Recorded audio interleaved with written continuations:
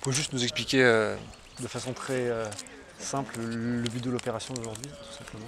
Alors, c'est la Fondation 30 millions d'amis qui organise et qui finance un sauvetage vraiment d'envergure, vous avez vu, d'environ 150 animaux qui ont été saisis suite à une liquidation judiciaire.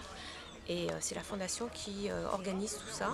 Donc vous avez vu, on a une dizaine de parcs zoologiques, de centres d'accueil qui sont agréés et qui vont garantir le bien-être de ces animaux. Ils sont tous là et aujourd'hui, on essaye de saisir le maximum d'animaux pour qu'ils partent le plus vite possible en parc zoologique, en France et à l'étranger, puisqu'il y a un parc de Belgique aussi qui est ici. Et on a beaucoup de monde pour les attraper parce que c'est pas facile. Soit on les attrape avec un filet, soit on les anesthésie. Donc il faut aussi des vétérinaires pour les anesthésier. Et les attraper, il faut aussi vérifier leur identité. Il faut les identifier s'ils ne sont pas identifiés, parce que beaucoup ne sont pas identifiés. Il faut faire aussi certains contrôles concernant des maladies, comme par exemple ici le tard, on vérifie qu'il n'y ait pas de brucellose, de tuberculose, qui sont des maladies réglementées qui sont transmissibles à l'homme, et on essaye aussi de faire ça dans les meilleures conditions pour ne pas stresser l'animal et pour qu'il n'y ait pas non plus de problèmes, genre de problèmes cardiaques chez les animaux.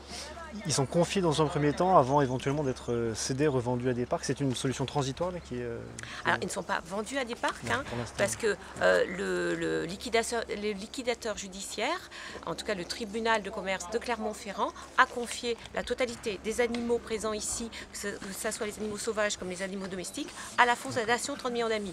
Alors vous savez que c'est une grande fondation, que c'est une grande association de protection animale, et on a des connexions avec pas mal de parcs zoologiques en France et à l'étranger, et donc ça a été tout un travail justement de les contacter et de savoir quelle place ils avaient pour quels animaux, parce que tous ne peuvent pas recevoir, tout le monde ne peut pas recevoir des fauves, des macaques ou des tares par exemple.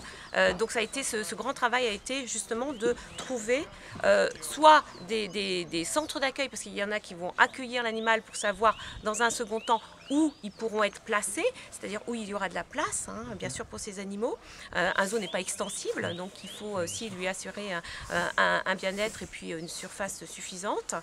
Mais pour l'instant, comme c'est une opération qui a été faite très vite, hein, vous avez vu, en très peu de jours. Pourquoi? Parce qu'il y a urgence. Le zoo est fermé, il n'y a plus que 2 employés, il n'y a plus de finances, donc il y a un petit peu un laisser-aller, si vous voulez, de ces animaux. Donc il faut faire vite pour leur assurer le minimum, hein, bien sûr, la nourriture, un enclos, des conditions de vie adéquates pour leur espèce. Et le grand challenge aujourd'hui, c'est de vraiment en capturer le maximum, d'organiser tout ça, que tout se fasse aussi dans des bonnes conditions. Et pour l'instant, ça se fait dans des trop bonnes conditions parce qu'il faut que ça soit dans le calme. Hein. Vous avez vu, les animaux sont très peureux, ce sont des animaux sauvages. On leur court après pour les attraper. Bien entendu, ils ne se laissent pas faire. Mais tout se fait vraiment dans l'ordre. Alors on va y mettre une journée, peut-être 2 journées, mais je pense une journée pour capturer le maximum d'animaux et pour qu'ils aillent très vite dans leur zoo d'accueil.